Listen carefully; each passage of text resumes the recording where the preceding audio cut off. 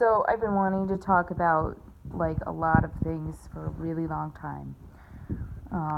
And SoundCloud, you don't really get any audience, and it's not really as big as YouTube is. So I've always wanted to have my own radio show, and I've always wanted to like put like all this stuff out there for people to think about. So I investigate paranormal activity, UFO activity, and most recently historical events, um, and also like just weird, bizarre things that might happen that I come across. And most recently, I've been researching the Mandela effect. I'm a writer. I have 2 books that are coming out in the holiday season. So this is kind of like my. I really just wanted to have my own YouTube channel talking about stuff. Um, and I've been wanting to do it for a while where it's just my voice and you just hear it. So this station is gonna be called Night Skye Radio, SKYE, sort of my brand. And so I wanted to reach out to people and talk to people about these kind of topics. And I know that YouTube is a source for that. So hopefully this will be a way for me to get out my thoughts online. And anyway, my publisher wants me to blog, but I don't really blog, so like I guess internet audio would be a way to blog, but you know what I mean. Like I'm supposed to get out there, and eventually I think that I'll reveal who I am. But for now, I am going to do this just with plain audio and see how it gets out there, how the word spreads out there by just my voice. So you're listening to me, Pretty Girl 1000 here on YouTube. Surprised that more people don't have like just a way like for YouTube to connect and just do audio like stuff. That would be so cool. Like, why isn't there a YouTube platform for just audio? Like, I don't know. That's as big as the video is. I don't know. For me, it's always been radio, and I've always wanted to like have a cool show. So here it is. I don't know if I'll go once a month or I'll go once a day. It depends on how I have a new audio video sort of copy and paste program that I can, editor that I can do this software. I'm running on like very little money and hardly any software. But I wanted to talk to you like today about your concept of time and reality. And what I'm reading is just mind blowing. Like all the stuff that I'm hearing about time and reality and parallel universes, and the idea that there's multi-universes on top of each other or next to each other, and that I always thought of time as being linear, like forward. You just go forward, that's it. You can't go backward, and that we have to be living in a fixed timeline. That's just what I was told and the way that I view time. But most recently, like, I've gotten into the whole Mandela effect, and then I think that we should be thinking about why this is all happening instead of that fact that it is happening. Like, we're noticing changes in everything, in logos, in like TV, film, what people are saying, how they're saying it, name changes, logo changes, like things are shifting, like monuments are shifting right before our eyes. And I really think that people need to just be focusing on,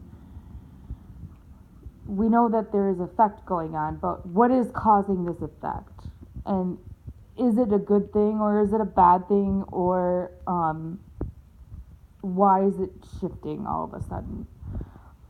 And for me, I think that's more of a Matrix thing. When you think about the Matrix, I think that we're having a collective consciousness awakening, that more people are awake than ever before. And the fact that we're not allowed to tell you reveal the entire big picture because, well, first of all, that wouldn't be good. Second of all, we don't want to know like everything. Here it is. I've always felt like I was an enlightened being, and I know that I've been here before. I've had past lives, very vivid dreams where I have been able to step into other past lives, where I've been my alternate self in other timeline, other dimension, previous dimension. And it's very odd because like some of the things that I'm reading about the fact that we're all here to fix ourselves, to fix karma from other lives, other past lives where we didn't do so well. And at first, like, I didn't believe this phenomenon. I didn't believe that we just kept coming back, because why would we keep coming back? Like, if there's other planets that we could be living on, why don't we just choose another planet? So if this truly is the case and our bodies are just host bodies, which I am now slowly coming to believe that we are, our soul is in here.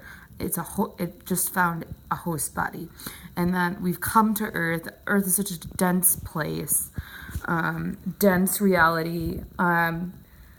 We've come here to fix ourselves, to learn lessons, to be a better human, and we've made a contract with our higher selves to come and learn here, which is all fine and dandy, and that's great, but like reincarnation kind of sucks after a while. If you've been here 5 or 6 or 8 times, which I feel like I have, and are able to go in and out of multi dimensions and timelines and universes, as I've slowly been able to figure out how to do, it's kind of a mind-blowing concept. And I've always known that, and every person has, like, this is more information that, like, I've sort of thrown to the side because it's just too mind-blowing to understand. Every person is given a guide. So that guide is always with you, but it cannot intervene unless you're in a higher state. So those that are enlightened might get warning signals from their guides, and it's very hard to understand. But if you're open to things and you're sensitive, which I call myself, you might get messages or signals or almost like warnings from your guide. Now, gosh, I don't know if I was supposed to reveal that one or not, but I'm also a partial psychic. I've given readings. I've seen things. I see auras. And I wanted to just talk to everybody about the fact that the main purpose of us being here is so that we all do feel connected spiritually, and we work for the greater good of humanity, and we figure out how to live with each other. And the age of enlightenment, well, won't come again. I feel like we're sort of in the dark ages now. Won't come again until there's a major shift in consciousness where everybody is working together. I'm starting to see a little bit of this, and there was a shift in the 80s, early 80s, a lot of souls being born that were consciously awake, 70s and 80s, and then it sort of went away in the 90s and 2000s, and we're more like this society is centric on ourselves. And it's a narcissistic society where it's built around me, I want this, I need this, I don't care about anybody else.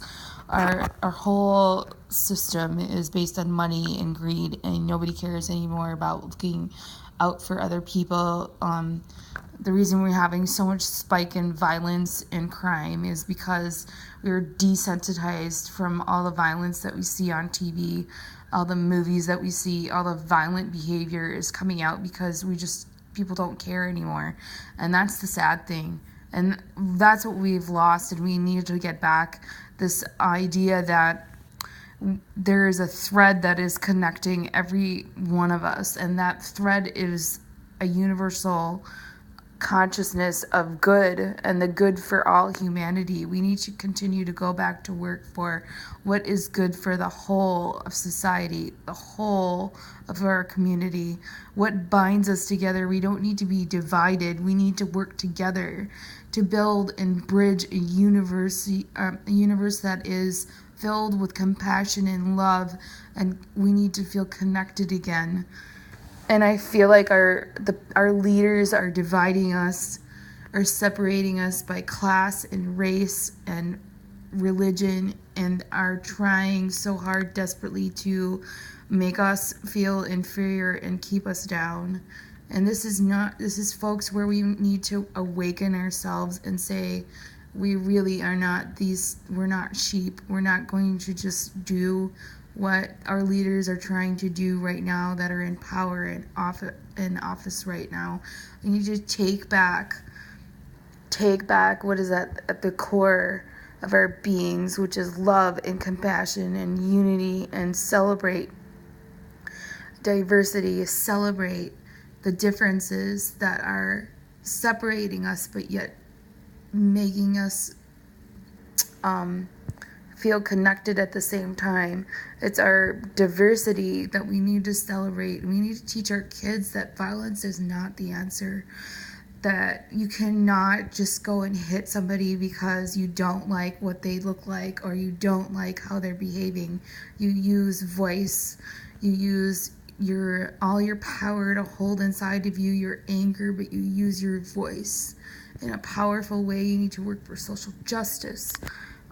We need to empower our children to care about everybody that's around them and not separate, because hate is taught. This hate is taught, and it also can be undone. I'm so frustrated. I have a child, and it's so frustrating teaching them this concept that violence is never the answer. And I think we're experiencing a high amount of violence and rage because unfortunately, I think our parents of other children are not paying attention enough to what their kids are doing and are not present in their daily lives as much as they should be. And unfortunately, I think the parents have taken on too much. And we need a big relief here. We need leaders in charge to realize that it's so much just to have a daily life, to keep a job, to keep food on the table, to keep money, to have money, to have enough money. This is the overwhelming problem that I have talked about with many people, is that our society is not for the people. It's built against us. That we must fight to stay alive. That we must fight and grovel and claw our way to the top.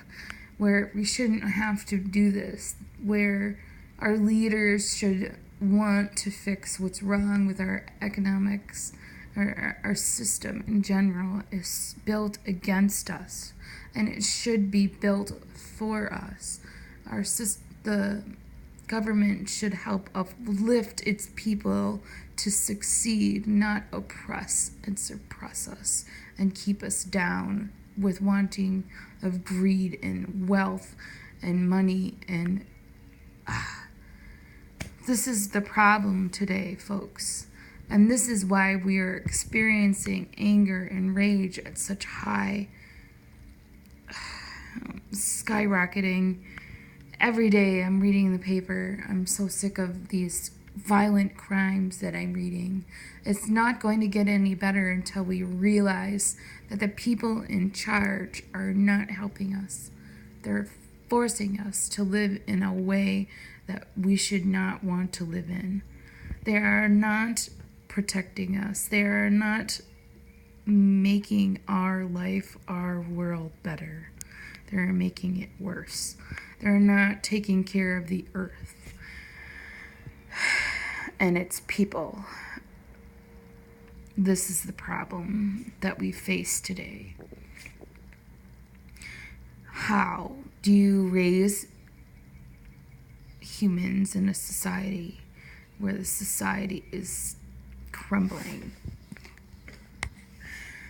The people that are awake know what we are supposed to do, but they are far and few between that are truly awake. And I've tried to have conversations with other people and try to wake them up and say, this is what's going on. Our leaders are not making our lives better. They're taking it away from us. This country was built on the poor and middle class. And the poor and middle class are being suppressed. We need to feel empowerment, self-empowerment. I don't know how to express this anyway. Once we figure it out, once you figure out that our true meaning of being here is love and compassion and unity, things do seem to get better. But like I said, it's hard to go day by day when you are awake. So getting back to all of this, why all of a sudden are people more awake than ever? Well, like I said, I think it has to do with our leadership and who is in office now, and people are really trying to make a difference in their daily lives. We want to change so badly. We want to feel change. We want to feel this shift. So this is the work that we need to do, folks. We need to shift from thinking that we are in such disrepair that we cannot fix anything. Yes, you can fix things. Yes, you can make it better. Yes, you can awake other people. We need to be this beacon of hope, this beacon of light for other people to see. And it's not something you should be ashamed of. We are awake for a reason. We must not let our oppressors keep us down. We must show others this new hope, this new enlightenment. We need to free ourselves from our oppressors. We need to show people that you can break free, that you can break out. We must speak up. We must insist that there is a reason for this change and shift. We are now at a time and place where we can safely say that we are ready for something more. I know I'm ready for something more. I've been ready for something more for a really long time. Now we must figure out what the cause is for all this shift. And I want to figure out what the next phase is. How do I get others awake? That's our task now. We must wake up others. who are asleep, but do it subtly and don't do it in an outrageous way, because sometimes people are just not ready to hear what you have to say. These are my thoughts that have been going on in my head for a really long time. In 2012, I had something really bad happen to me where I lost a really good friend, and it wasn't my fault. Everybody around me was saying, it's not your fault. It's not your fault. This person will have karma happen to them later on because of all the things that they've said and done to you. And I knew it wasn't my fault, yet I was so hurt, so angry, and every time I saw these people at other functions, I just wasn't able to process this. And then the person, I just came to the conclusion that I didn't have to be friends with everybody that other friends were friends with. I had a big circle of friends, and I tried to be friendly with everybody, and it just didn't work for me. So, this is sort of what threw me awake. So between 2012 and 2014, I sort of had my awakening and my enlightenment. Although I always knew that I had other gifts, I just sort of pushed them aside because they were too much for me to handle and understand. And then sort of the age of the internet, for me, happened around that time too, where I spent, a lot of time online from 2011 on. And I found out that there were many other people like me who had weird experiences out there, and I just started doing more research about things, and I felt more awake. I'd say that that's when my insomnia issues happened, started happening for me, because I just couldn't stop thinking. I had this running track in my head. In 2013, that's when I started to write my books, finally. I have 2 books that are coming out in the holiday season, and I'll put a link up to that later. But so I just wanted to get all this stuff out, and maybe somebody will offer me a radio show. I don't know. I did go to school for broadcasting and for film and video and graphics design, so I have that background. But I never did anything with it.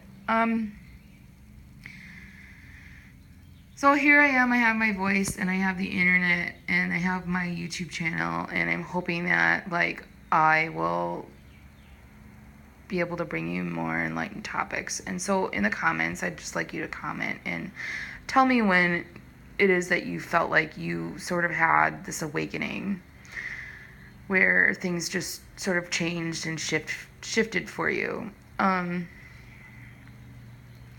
Did you feel like you were in an alternate timeline? Did you feel like you were in a different parallel universe? I want to know what made you feel awake? Have you always felt awake? And to be honest, I always felt like after 9/11 that the world's just totally changed and shifted from reality, and in a not so good way. So